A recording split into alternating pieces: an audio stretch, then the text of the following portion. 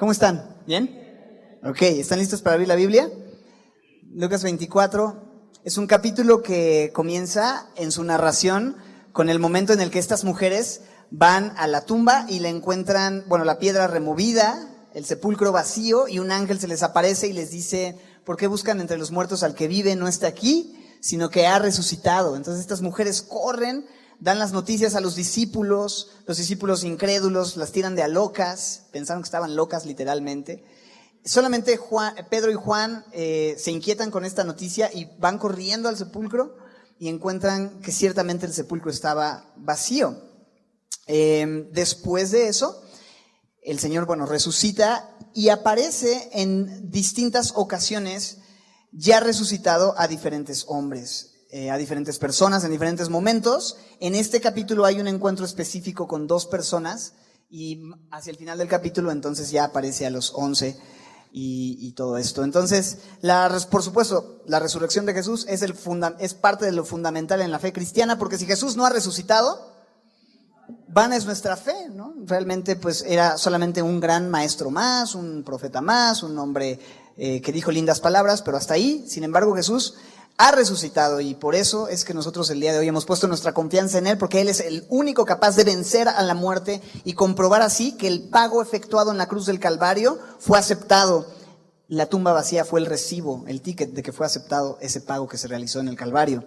Así que entendiendo eso, vemos que Jesús resucitado se aparece en diferentes momentos, a diferentes personas, a diferentes hermanos, en diferentes contextos.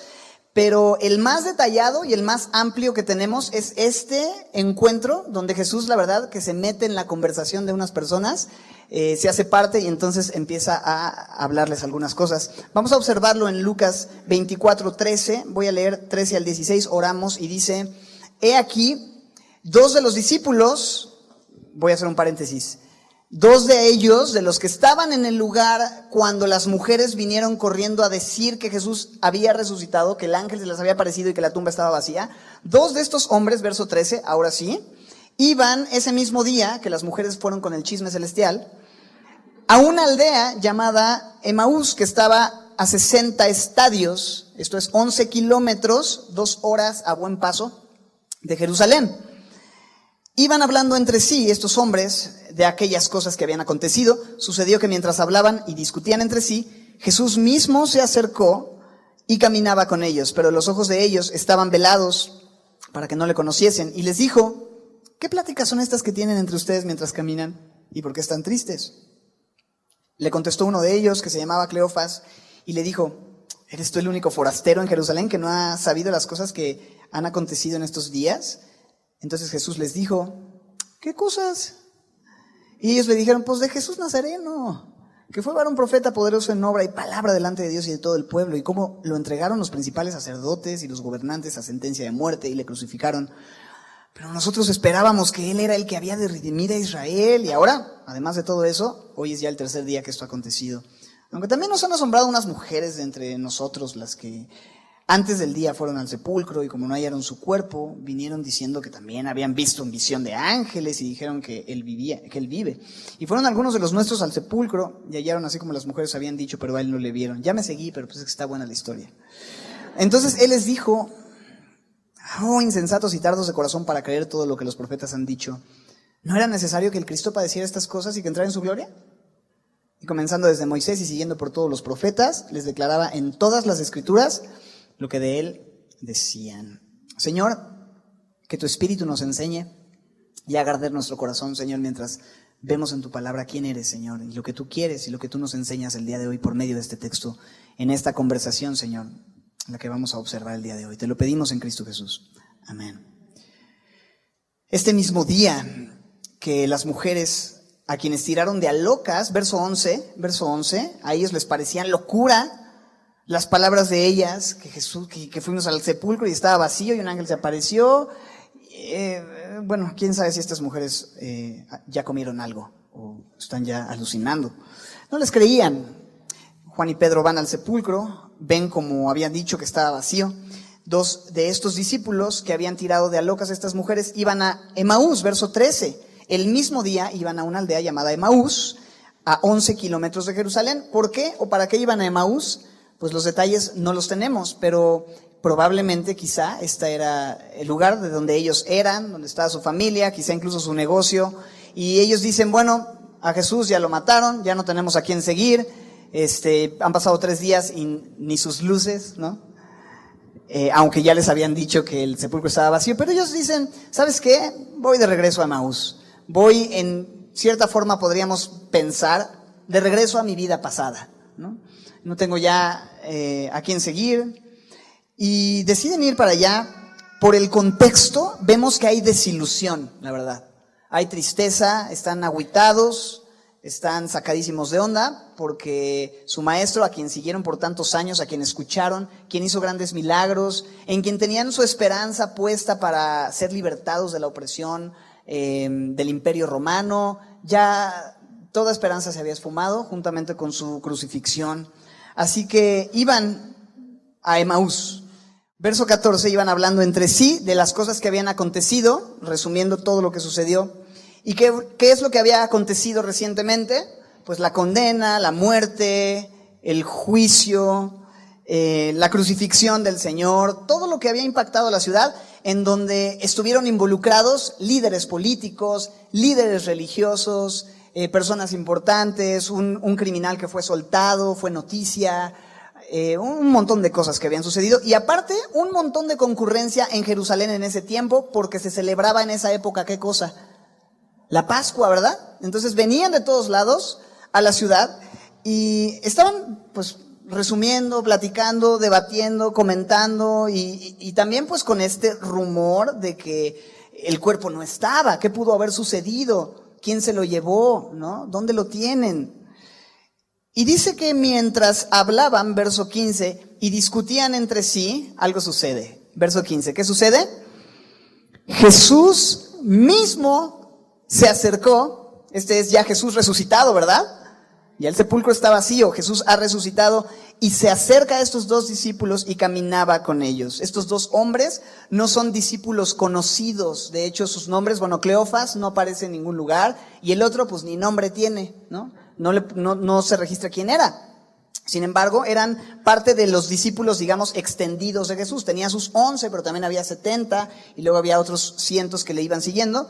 Estos hombres estaban ahí con los 11 cuando las mujeres vienen, eran parte de los seguidores quienes se habían ido. No son gente importante, no son gente reconocida. La aparición de Jesús, digamos, donde hay más registro de qué sucedió y de qué les dijo y el mayor tiempo que pasó con alguien post resucitado es con estos 2 hombres. Y Jesús se acerca. Debemos notar siempre que ¿quién se acerca a quién? Jesús a ellos, ¿verdad?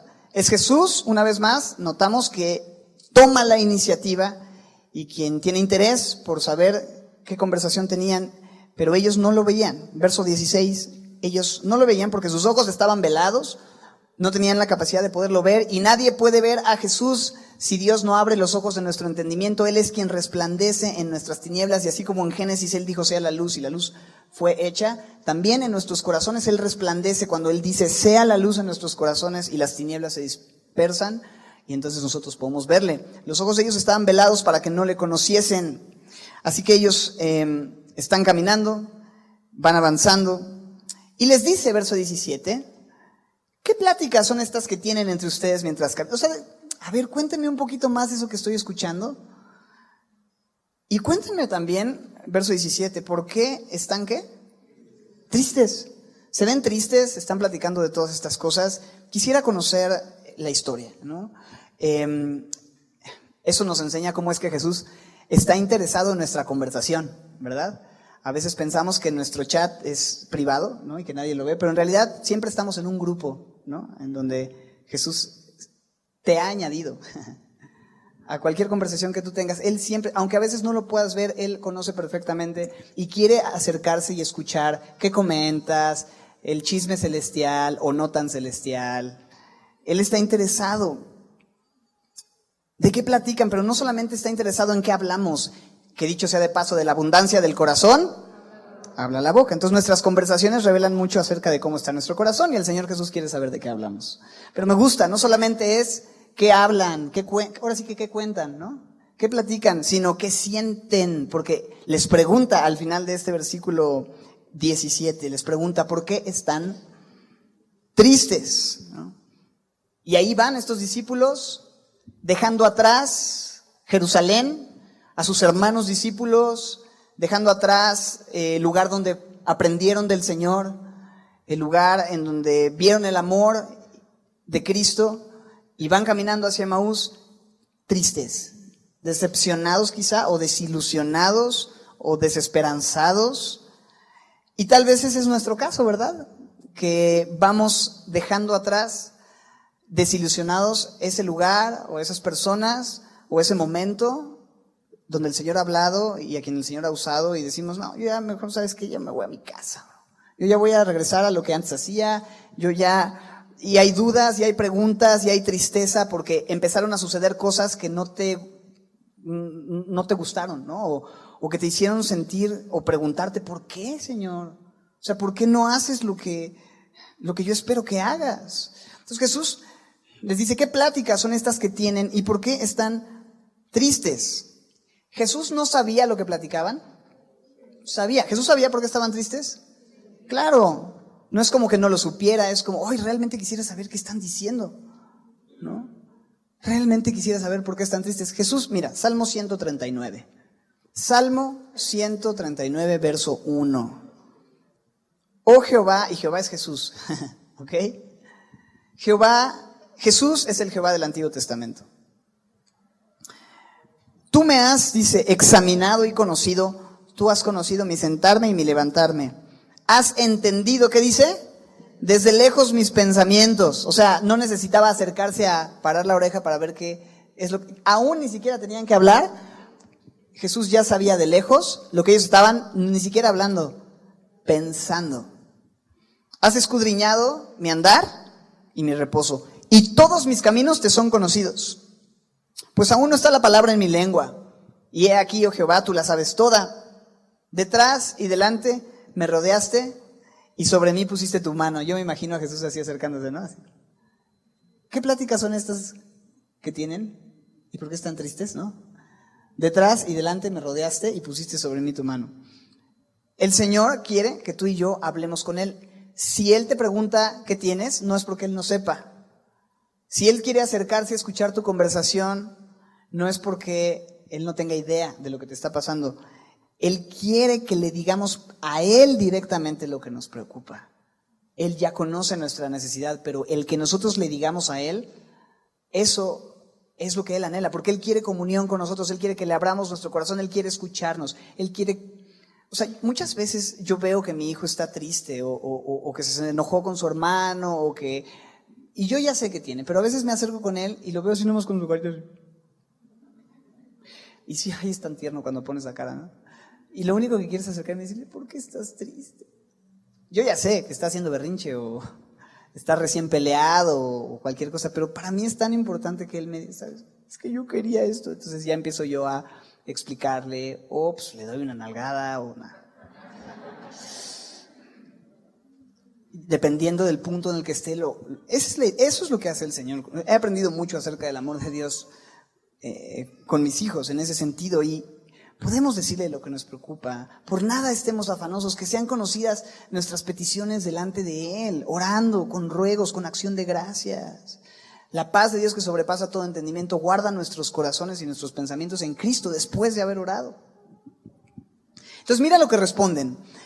¿Por qué están tristes? ¿Qué pláticas son estas? Voltea a uno y le dice, uno que se llamaba Cleofas, y le dijo, ¿eres tú el único forastero en Jerusalén que no ha sabido las cosas que en ella han acontecido en estos días? Uy, qué amable, ¿no? O sea, no estoy preguntando, ¿y qué cuentan? ¿Qué te metes en lo que no te importa? Casi, casi, ¿no? Pero no, más bien es como, ¿de verdad no sabes lo que pasó? Forastero en el sentido de que vienes seguramente viniste a celebrar la Pascua y estuviste acá, pero no supiste todo. Se puso intenso este fin de semana en Jerusalén, bro. ¿No has leído lo que están tuiteando? Está top trending este asunto y publicaciones, y en Facebook todo el mundo está comentando, y en noticias y en el radio y en televisión y en todos lados. ¿Y no te has enterado? ¿No te has enterado? Siendo que él mismo fue el personaje central, ¿no?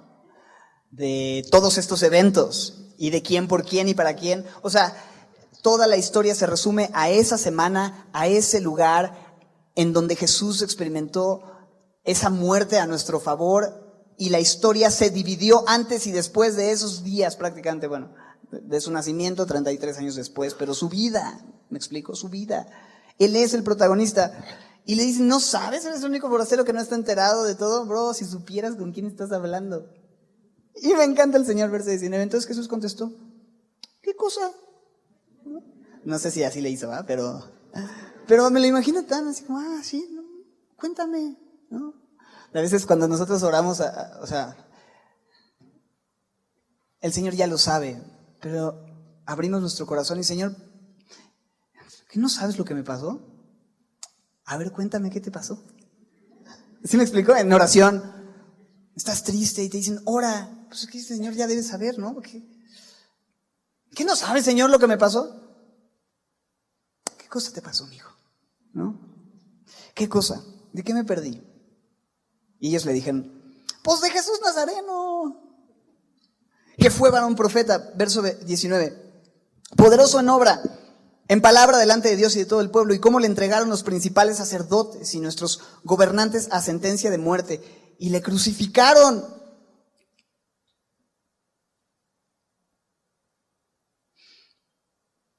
¿Estaban en lo correcto?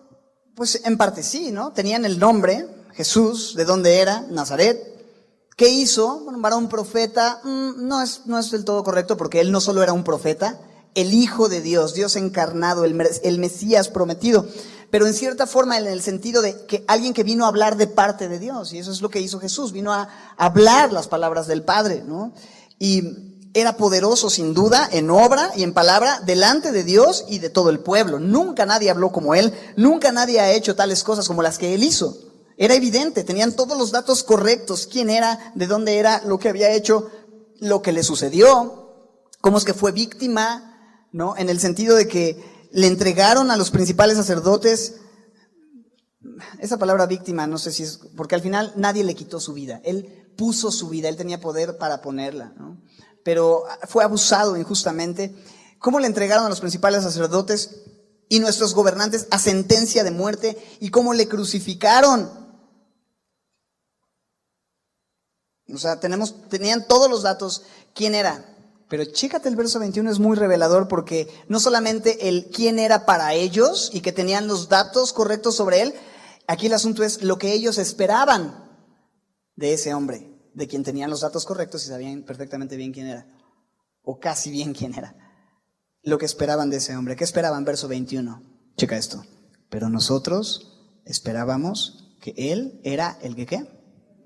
El que había de redimir a Israel. Ahora la palabra redimir, porque dice, ¿a qué vino? Pues a redimir, nos suena en nuestro contexto pues a la redención, en la cruz y demás, pero ellos no están pensando tanto en la redención de nuestras vidas espiritualmente hablando, que él pagó el precio de nuestras vidas en la cruz del Calvario, sino la redención de libertar de la esclavitud al pueblo de Israel que estaba siendo oprimido por el imperio romano en ese momento. Entonces, este verso nos muestra realmente las expectativas que estos hombres tenían acerca de Jesús.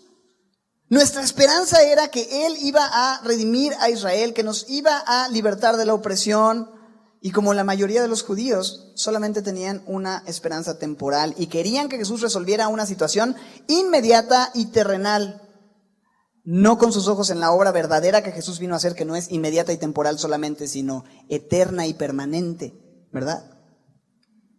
Entonces pensamos que nos libertaría, llevábamos un chorro de tiempo esperando, cuando vimos que se manifestó las palabras, cómo confrontó a los religiosos, los milagros que hizo, teníamos esperanza de que Él iba a ser nuestro libertador y Mesías, como la palabra nos lo dice, pero de repente nos encontramos con que termina siendo asesinado y crucificado a los 33 años, y junto con Él murió nuestra esperanza.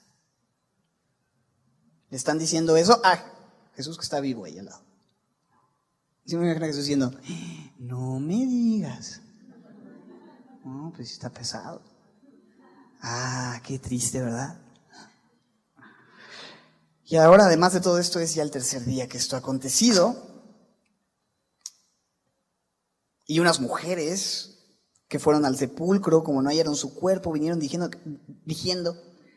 que habían visto visión de ángeles, diciendo que él vive. Y algunos de nosotros fueron al sepulcro y hallaron como las mujeres les habían dicho, pero a él no le vieron. O sea, aparte de todo esto que nos sucedió, resulta ahora que unas chavas así medias loquillas vinieron a decirnos que no, que el sepulcro, que unos ángeles y que estaba vacío. No, pero nosotros no hemos visto nada. Pasa a ver, la verdad, lo que sea de cada, pasa a ver. Bueno, antes de avanzar hacia eso, me llama la atención en el verso 21, ¿no? Porque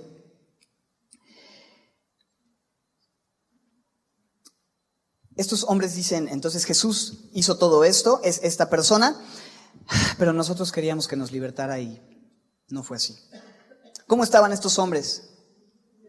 Desilusionados, ¿verdad? Tristes, sacados de onda, desanimados, desesperanzados. Y muchas veces tú y yo nos encontramos en ese mismo punto. Ya sabemos quién es Jesús, ya sabemos lo que Él ha hecho, sabemos de sus obras, sabemos de cómo es que Él fue crucificado injustamente. Conocemos el mensaje, conocemos el evangelio, pero de repente estamos desanimados. ¿Por qué? Porque Jesús no hace lo que nosotros esperábamos que Él hiciera, como estos hombres, que sabían quién era y esperaban algo de Él, pero no sucedió. En el verso 21, nosotros esperábamos que Él era el que había de, y pone una línea en blanco y pregúntate, ¿qué es lo que tú esperabas que Jesús hiciera y no hizo?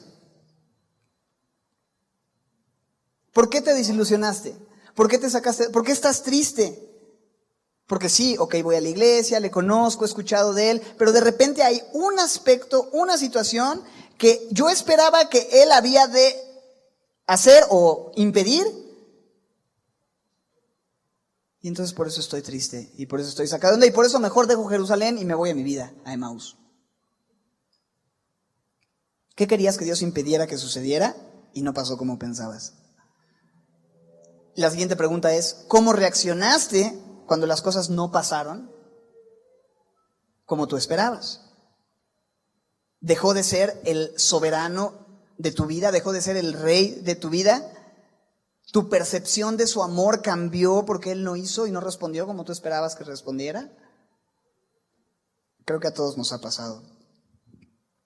Porque está muy metido en nosotros y en la iglesia el pensamiento de Jesús como un medio para obtener mis fines. Y cuando eso no es así, cuando Jesús no hace lo que yo espero que haga para obtener lo que yo quiero que haga, entonces digo, pues entonces se supone que Él me quería hacer rico, próspero, feliz, en victoria, prosperidad económica, espiritual.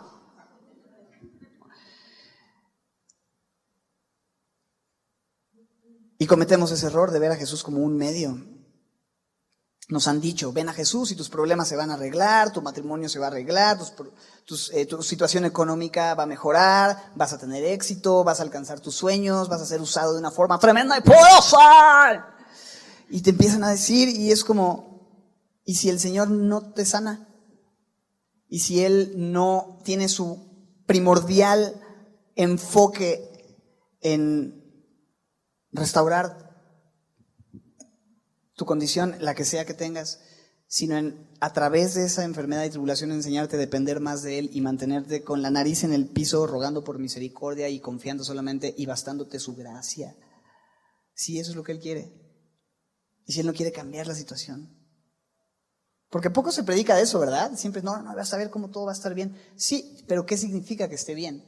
A los ojos de quién algo está bien y algo está mal. Eso es como subjetivo y está contaminado por nuestra perspectiva humana y carnal de lo que es bueno y está bien y está mal.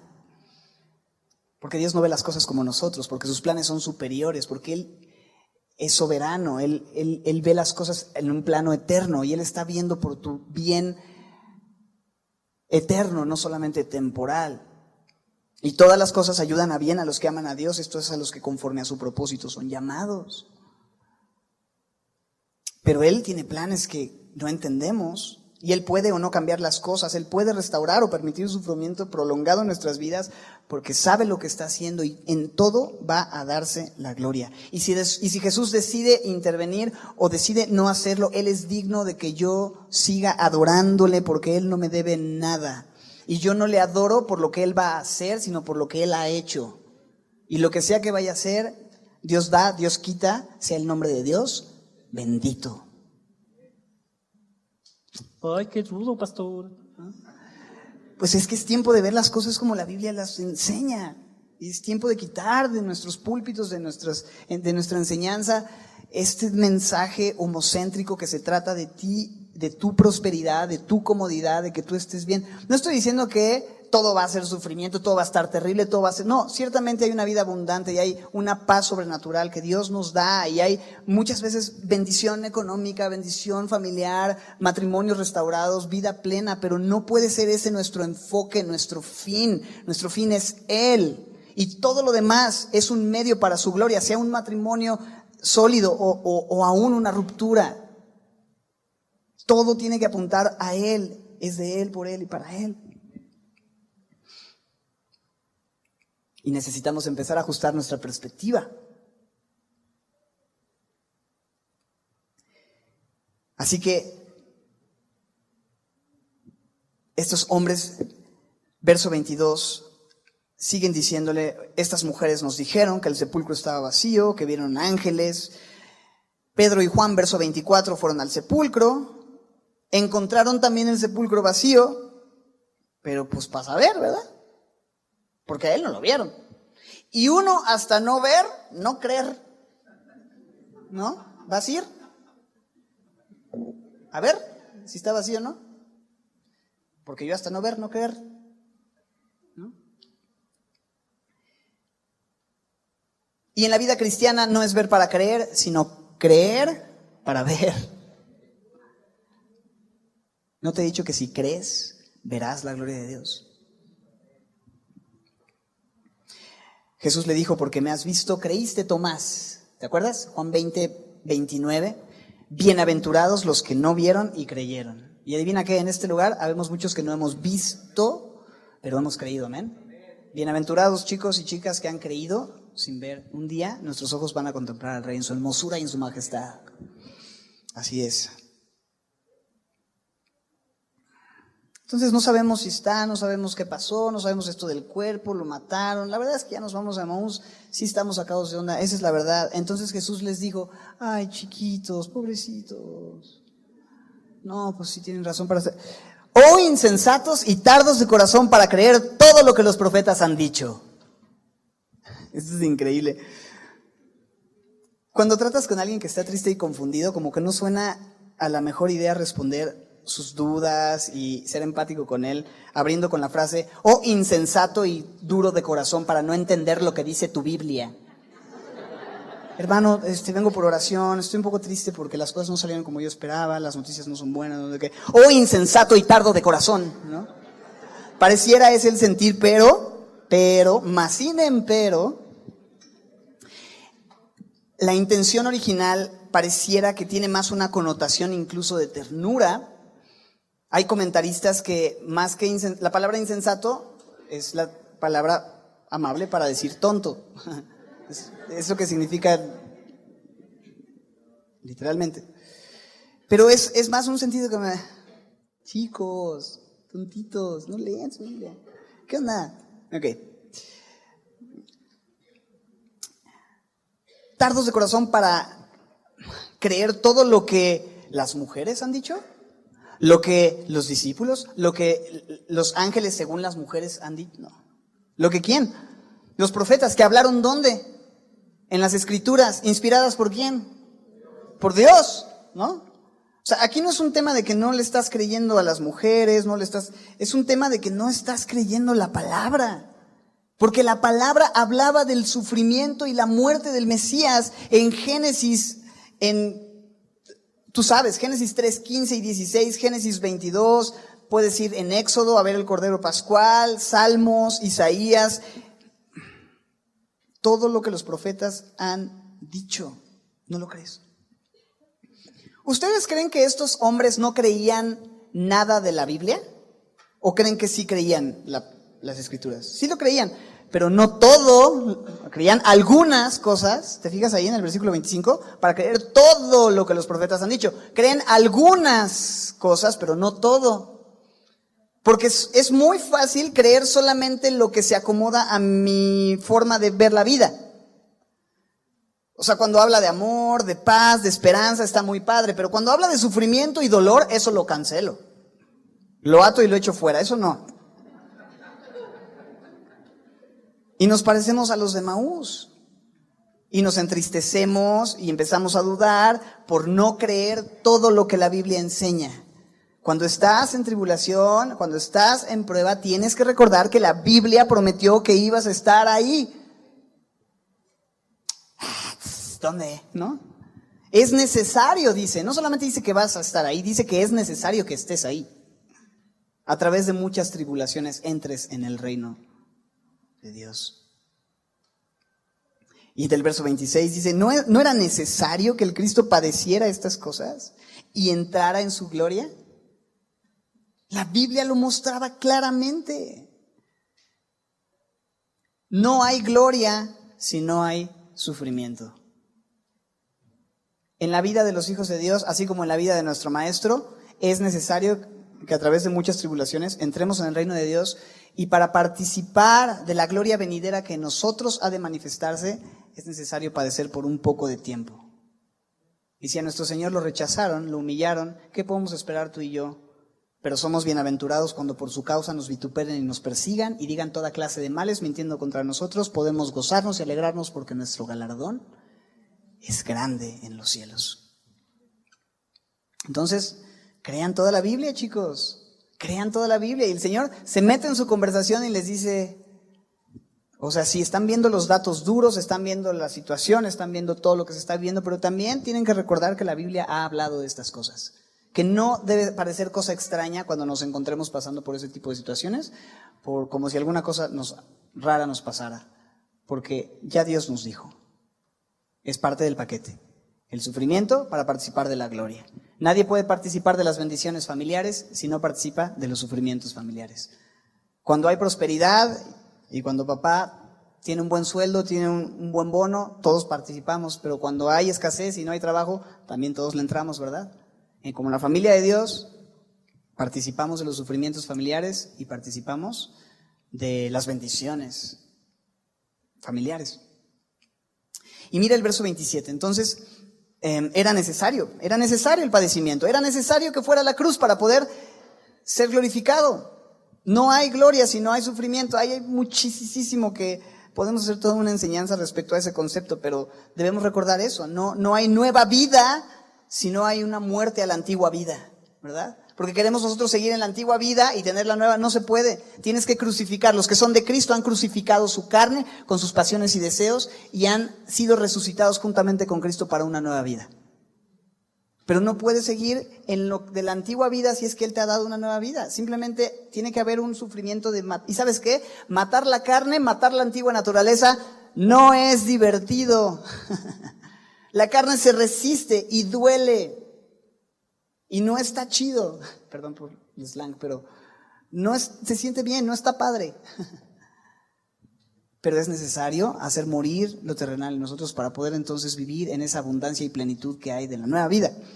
Hay muchas ideas importantes en esto de padecimiento y gloria. Pero mira lo que hace el Señor Jesús. Verso 27, comenzando desde Moisés y siguiendo por todos los profetas, les declaraba en todas las escrituras lo que de él decían. Entonces imagínate, les hace esta pregunta y de ahí se suelta una clase de vida de Jesús en el Antiguo Testamento de una forma gloriosa. No era necesario que el Cristo padeciera estas cosas y que entrara en su gloria, y empieza a hablar. Imagínate, Génesis capítulo 3, y les empieza a decir cómo Dios habla a la mujer y habla de que en su simiente y la simiente de la serpiente tendría enemistad, y empieza a hablarles del protoevangelio, y de ahí va desde Moisés, a quien se le atribuye la escritura del Pentateuco, pasando por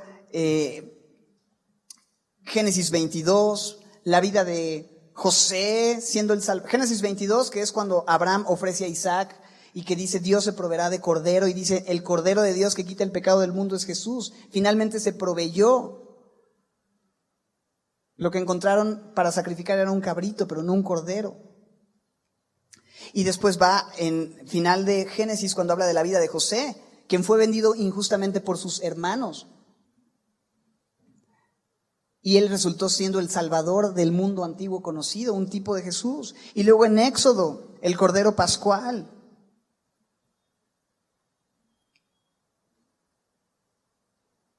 Y luego Melquisedec.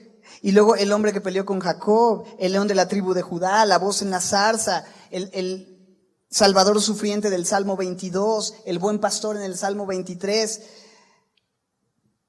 Ya dijimos, Isaías 53, el hijo del hombre en Daniel, etcétera, etcétera, etcétera. Increíble.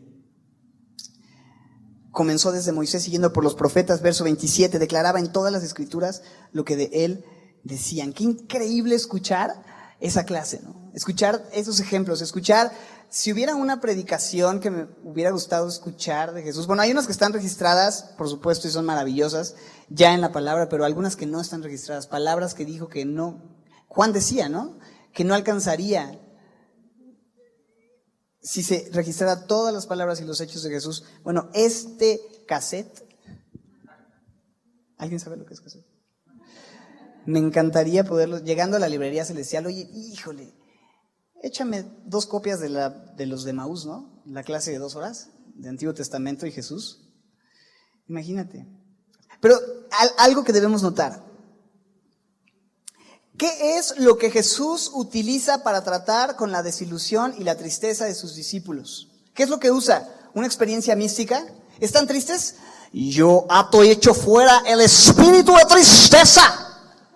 ¿Eso es lo que hizo Jesús para tratar con su desilusión? ¿Qué hizo? Les abrió la Biblia y les empezó a señalar en la Biblia lo que las Escrituras decían de su tristeza y su depresión. Lo que la Biblia decía acerca de ¿quién? De Él mismo. Cuando tú te acercas a la Biblia, no tanto para ver qué dice la Biblia de mi situación, sino qué dice la Biblia acerca de quién es Él y lo que Él ha hecho y su identidad, Dios va a empezar a sanar tu corazón. Y va a empezar a encender ese pábilo que humea, que quizás está apagando en tu vida. Y es lo que vamos a ver un poco más adelante. Pero es increíble notar eso. ¿Estás deprimido? ¿Estás desilusionado? ¿Estás cansado? Deja que el Señor te abra la Biblia y te la lea y te hable a tu corazón. Tenemos al Maestro con nosotros. El Espíritu Santo, el Espíritu de Cristo es el que nos enseña y nos acompaña. El autor mismo del libro que estamos leyendo está con nosotros cuando abrimos la Biblia. Y Él va a usar eso para restaurar nuestras vidas. No es un speech motivacional lo que necesito. No es el psicólogo lo que necesito para salir de esa tristeza, esa desilusión, esa situación. Lo que necesito es la palabra. Esta es suficiente. Y llevamos 10 años comprobando desde el primer domingo que la palabra ha sido suficiente para traer restauración, esperanza, gozo, vida, paz a nuestra iglesia. Hay momentos en los que no lo vemos así. Pero a veces dices, no, pues es que el predicador hoy como que no estuvo tan fire. Como que le faltó fire. No es el predicador el problema, no es ese texto está como que ya me lo sé, ¿no? Eso no está tan chido como es. El asunto está en nuestro corazón, ¿verdad? El tema es que si no siento eso, no es problema del predicador. Ay, ese otra vez ese me aburre. Ese Benjamín, ese me aburre. Bendiciones donde quiera que estés, Benji. El tema está aquí adentro. La palabra es suficiente porque Romanos 15:4. Romanos 15:4. La palabra es suficiente para restaurar porque las cosas que se escribieron antes, para nuestra enseñanza se escribieron, a fin de que por la paciencia y la consolación de las Escrituras tengamos esperanza.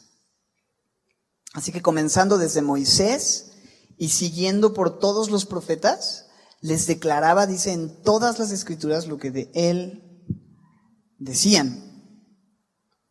Llegaron a la aldea donde iban, y me encanta esto, Llegaron a la aldea donde iban y él hizo como que iba más lejos. Ah, ya llegaron. No, yo voy aquí, todavía me faltan 2 estadios más, ¿no?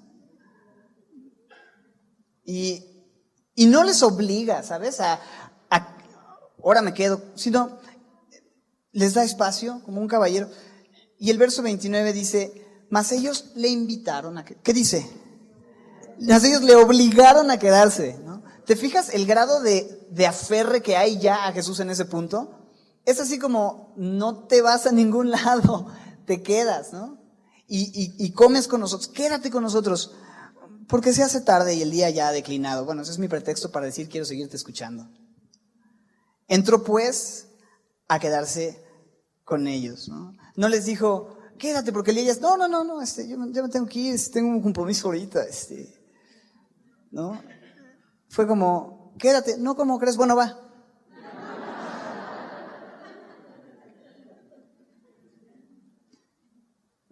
Ese es bueno.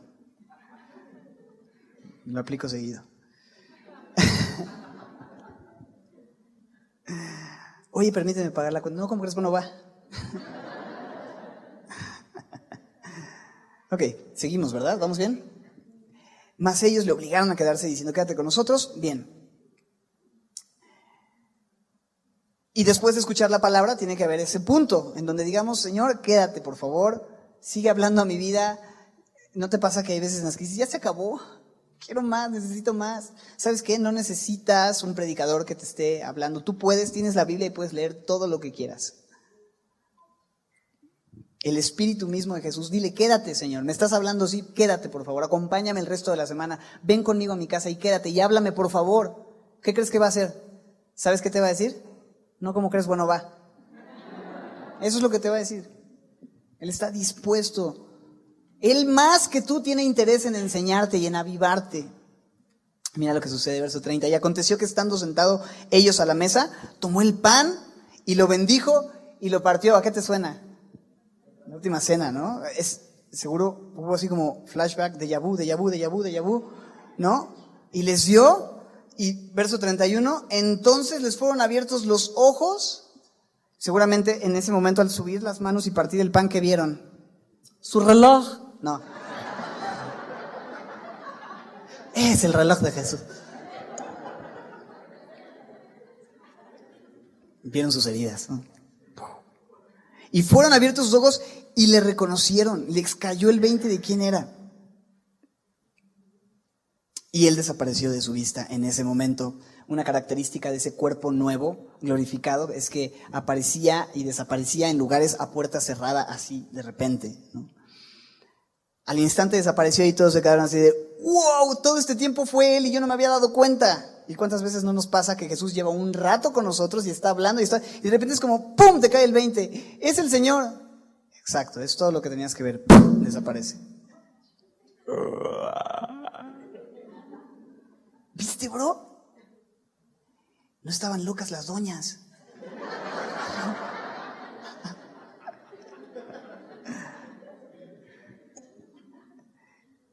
Y mira el verso 32. Y se decían el uno al otro, ¿no ardía nuestro corazón en nosotros mientras nos hablaba en el camino y cuando nos abría las escrituras? O sea, estaban ya dialogando sobre lo que vieron. ¿También sentiste ese fuego así dentro de ti ardiendo y cómo la tristeza se apagaba y comenzaba el gozo nuevamente?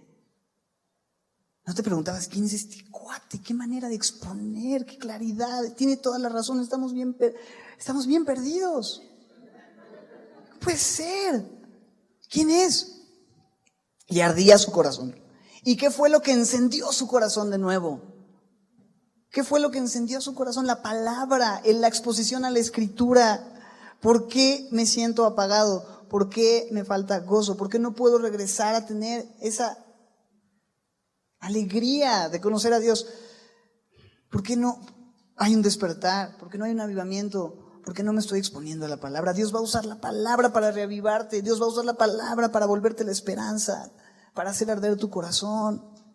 Porque esta es viva y eficaz. Es viva y trae vida y es eficaz y es más cortante que espada de 2 filos y te va a ayudar a discernir tus pensamientos, tus intenciones, te va a mostrar lo que está mal, te va a decir qué tienes que hacer para corregirlo, te va a enseñar, te va a redarguir, te va a corregir, te va a instruir. Es como fuego. dice el Señor, y como martillo que quebranta la piedra. Es como fuego que enciende el corazón apagado, y es como martillo que quebranta el corazón duro. Jeremías 23:29. Y sus corazones ardieron y corrieron, verso 33, a anunciar lo que habían visto, y levantándose en la misma hora, esto es increíble, ¿qué hicieron? Levantándose en la misma hora, ¿qué hicieron? Volvieron a Jerusalén. ¿Sabes qué? No tenemos nada que hacer aquí en Emaús. Les cayó el 20 y dijeron, vamos, ahí es donde el Señor nos quiere. ¿Qué estoy haciendo fuera del lugar donde Dios me llamó? Y hallaron a los 11 reunidos y a los que estaban con ellos y les dijeron, ¿ha resucitado el Señor verdaderamente? ¿Y ha aparecido a Simón? Ellos les dijeron, ya lo sé, a nosotros también se nos apareció en el camino a Emaús. Íbamos juntos y de repente llegó una persona que pensamos que estaba así como que chismeando, no sabemos qué, y nos empezó a preguntar y le contestamos y después nos insultó. No, no es cierto. Insensatos de corazón nos dijo. No, fue muy amable y nos empezó a explicar la Biblia de una forma gloriosa. Llegamos al lugar, partió el pan, vimos sus heridas y resulta que era el Señor y de repente ¡pum!, desapareció. ¿Cómo a qué hora? No, pues a tal hora. Ah, pues porque aquí apareció al minuto siguiente. Oh, ahorrarte 2 horas de camino con cuerpo glorificado, está genial. Apareció, desapareció. Y entonces empezaron a gozarse de haber visto al Señor resucitado. Y me encanta la idea de que hayan regresado a Jerusalén, de que hayan regresado con sus hermanos, porque cuando pasas por un tiempo de desilusión, cuando has sido decepcionado por alguien, es nuestra tendencia apartarnos de Jerusalén y volver atrás, y querer separarnos de la comunión, y vemos que eso es lo peor que podemos hacer. Jesús viene a ellos y trata con ellos, y lo primero que restaura es el hecho de que tienes que regresar con tus hermanos. No puedes, en otras palabras, dejar de congregarte.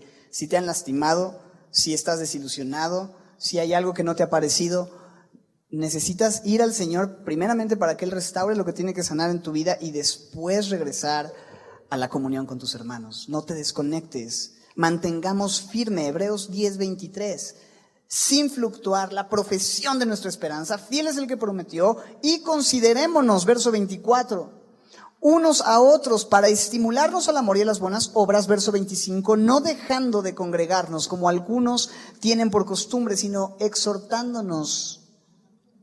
Y tanto más cuanto vemos que aquel día se acerca. Si tú has pasado por malas experiencias y te lastimaron, entiendo, la gente de Dios te falló, pero Dios no te falló. Jesús sigue siendo fiel. Y su esposa sigue siendo la iglesia. Y tu lugar sigue siendo ahí, en su familia. Sí, en la familia disfuncional, sí lo entiendo. En el cuerpo de Cristo, donde hay hermanos anticuerpo también, sí. Pero al final es ahí donde Dios te quiere. No te aísles, no te desconectes. Regresa a Jerusalén y deja que su palabra te sane. Y deja que su palabra te vuelva el gozo. Es lo único que puede traer alegría y llenar de alegría tu vida y tu corazón y sanarte de la desilusión. Señor, hay tantas cosas más que podríamos observar y seguir leyendo en el resto del capítulo, en tu aparición a los discípulos, tus palabras a ellos, tu promesa para ellos. Simplemente la frase que dices después de esto, paz a ustedes, y cómo es que esa paz es resultado de tu obra. Tu muerte y tu resurrección ganaron esa paz posible para nosotros, Señor. Pero hoy nos has hablado en esto, Señor, y nos has llamado a regresar a Jerusalén, nos has llamado a regresar a la comunión. Nos has mostrado, Señor, un amor, una vez más, que permanece con nosotros, Señor, que nos acompaña aunque nos estamos yendo lejos y en nuestras conversaciones hay confusión y cuestionamientos y muchas preguntas. Tú regresas y nos das perspectiva y nos regresas a tu palabra una vez más. Y te pedimos que esa misma palabra que vino a nuestras vidas la primera vez sea la que nos mantenga día a día, Señor, con un corazón ardiendo por ti. Esa misma palabra que encendió nuestros corazones y quebrantó nuestro corazón en un punto, siga haciéndolo, Señor, el día de hoy.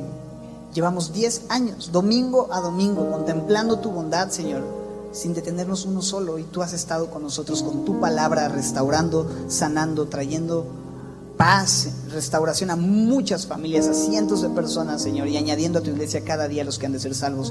Gracias por eso, Señor. En ti descansamos. Y cantamos y celebramos ese amor tan grande, Señor, inmerecido que nos has dado. Permítenos, Señor, encontrar en ti nuestro propósito y nunca usarte como un medio para nuestros fines egoístas. Que en todo seas tú el fin máximo, Señor, porque tuyo es el poder, la gloria y la honra de ti, por ti y para ti. Es todo lo que existe en nuestras vidas y lo que vivimos, lo que atravesamos y nuestras conversaciones en donde tú quieres intervenir, de las que tú quieres ser parte, son de ti, por ti y para ti. A ti sea la gloria en el nombre de Jesús.